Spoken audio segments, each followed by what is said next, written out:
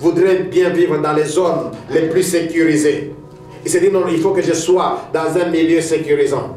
Je me souviens, lorsqu'à un moment je devrais aller à l'université, alors que je venais de donner ma vie au Seigneur, j'étais nouvellement converti. J'ai commencé à avoir peur. J'ai dit, Seigneur, là où je pars, comme c'est dans une nouvelle ville, je ne connais personne là-bas, je voudrais, Seigneur, que tu puisses m'envoyer dans un milieu où il y a tes enfants. Quelqu'un a déjà prié comme ça un jour aussi? Un milieu où je rencontrerai tes enfants. Envoie-moi dans un milieu où il y a la jeunesse qui te craint. Le Seigneur m'a dit, ça c'est bon. Je prends les trains, je prends les bateaux, j'arrive là où j'ai pris l'inscription. Première chose dans la chambre, tout le monde était païen. Parmi les païens, il y avait 2 musulmans. À un certain moment, j'entends le soir, chacun commence la musique. Mais gloire à Dieu, pour les musulmans, et du moins n'ont pas honte. J'ai vu, ils ont commencé à étaler leur natte et commencé à faire ces choses-là. Alléluia. Et moi je dis, Seigneur, c'est dans quel milieu où tu me trouves? Mais je t'avais demandé, Seigneur, que je sois dans un milieu, parce que je ne peux pas être seul. C'est pas une braise, tout ça, je risque de m'éteindre. Je t'avais envoyé, Seigneur, je t'avais demandé de m'envoyer dans un milieu où je rencontrerai les enfants, ceux qui te craignent aussi, ceux qui marchent dans la crainte de Dieu. Mais pourquoi, Seigneur, tu ne m'as pas donné cela? Un peu plus tard, j'ai compris que le Seigneur ne m'avait pas envoyé pour que je sois caméléon, que je puisse prendre la couleur du milieu où je me trouvais. Mais le Seigneur m'a envoyé pour changer la couleur du lieu où je me suis trouvé. Petit à petit, nous avons commencé à annoncer la bonne nouvelle. Même par les cassettes, on mettait un peu certaines chansons qui attiraient. Et cela commençait à attirer même les musulmans. Une personne, 2 personnes dans la chambre se sont converties. Et un jour, nous nous sommes dit, commençons. Commençons la prière dans l'université, au sein du campus. Lorsque nous avons commencé, nous avons vu même que même les musulmans commençaient à prendre leur place. Ils venaient petit à petit et arrivé à la veille des examens, j'ai entendu un frère musulman qui dit, est-ce qu'il n'y aura pas veillée de prière? Alléluia. Veillée de prière, dit ok. Comme il faut veiller de prière, nous allons vous avoir. Dans la veillée, on dit ceci, nous devons marcher tous d'un même cœur. S'il y a quelqu'un qui n'a pas encore donné sa vie à Jésus, afin que Jésus puisse répondre, nous répondre même favorablement à nos examens, que tous nous puissions donner nos cœurs à Jésus. Le frère musulman va lever sa voix et va lever sa main. Alléluia, il reçoit Christ. Au début de l'année, je me suis retrouvé parmi les païens et les musulmans. Mais à la fin de l'année, il y avait au moins 80% de chrétiens dans la chambre. Voilà l'environnement dans lequel je cherchais. Mais Dieu n'a pas voulu le faire. Il est capable de le faire. Mais il m'a envoyé moi-même pour aller faire. Bien-aimés dans le Seigneur, ne craignez pas les milieux dans lesquels vous vous trouvez. Même si vous trouvez, là où vous arrivez, tout le monde commence à trouer leurs oreilles, commence à trouer leur nez et crever leurs oreilles. Ne commencez pas par crever les autres, trouer les vôtres, tout ça. Gardez-vous. Alléluia.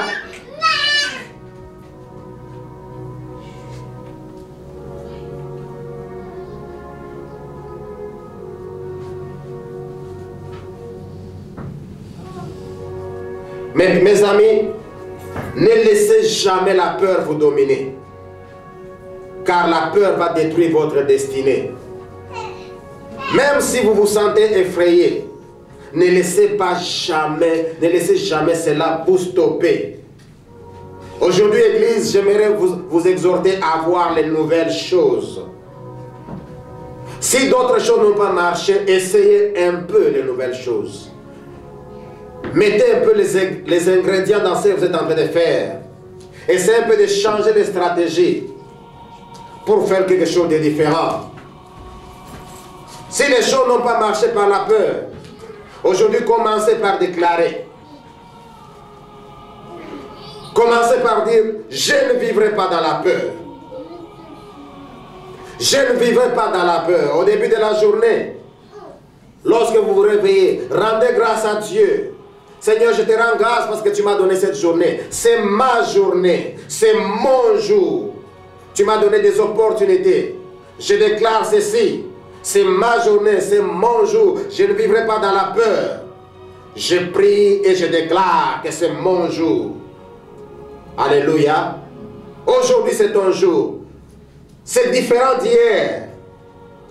Il y a des raisons qui font que nous devons savoir comment traiter avec la peur pour terminer. La peur ne quittera jamais. Elle est là. C'est une partie de la vie. Mais nous devons savoir comment traiter avec la peur. La meilleure manière de traiter avec la peur, c'est avoir la foi. Parce que la peur vient premièrement en opposition à la foi. Ayons la foi. Et la foi, nous l'avons par la parole de Dieu. La Bible dit, la foi vient de ce qu'on entend la parole de Dieu. Lorsque la peur vient s'opposer, la peur entre dans votre vie, elle cherche à s'opposer à la foi. Mais prenez la parole de Dieu. Mes amis, lisons la parole de Dieu. Quand la peur vient frapper à la porte de votre vie et qu'elle rencontre la foi, eh bien, elle ne trouve pas d'occasion pour entrer. Voilà pourquoi je vous exhorte, peuple de Dieu, à lire la parole de Dieu, à méditer la parole de Dieu, à parler la parole de Dieu, à marcher dans la parole de Dieu, à écouter la parole de Dieu. Et le seul secret pour bâtir la foi, c'est la parole de Dieu. Lorsque nous faisons toutes ces choses avec la parole de Dieu. Paul exhorte à Timothée, dans 1 Timothée 6, verset 12, que combat les bons combats de la foi. Les bons combats de la foi, les bons combats pour avoir la victoire sur la bataille des pensées. La meilleure arme, c'est avoir la foi.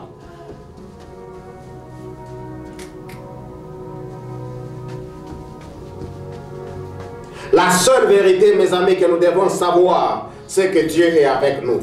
En parcourant la Bible, vous découvrirez à plusieurs endroits, Dieu a dit, n'ayez pas peur, ne craignez pas, je suis avec vous. N'ayez pas peur, ne craignez pas, je suis avec vous. David, même pour faire face à Goliath, il n'a pas compté sur ses capacités. David n'a pas compté sur les moyens qu'il avait. D'ailleurs, les moyens qu'il avait étaient minimes par rapport aux moyens de Goliath. Mais David connaissait une chose, que Dieu était avec lui. Est-ce que Dieu est avec toi ce matin? Gloire au Seigneur. Si tu crois que Dieu est avec toi, n'aie pas peur. Essaye de faire quelque chose. David, comme je disais, ne comptait pas sur ses capacités.